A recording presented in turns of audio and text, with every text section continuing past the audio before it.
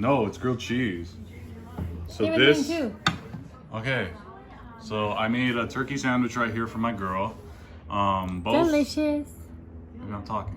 Sorry. Okay, delicious. She said it. Anyways, so this is turkey sandwich with so it's buttered toasted buns with turkey, tomato, guacamole, half jalapeno slices, like jalapeno halves. Where's the guac? Tomatoes. Huh? I can't see the guac, but I taste it. It's right here. You don't see it? But where'd you put it? It's on the other side of the turkey. Oh, okay. Or yeah, somewhere. I don't know. It's in there. You could see it. Like, I want to taste this. Okay, and then this turkey this is a grilled cheese.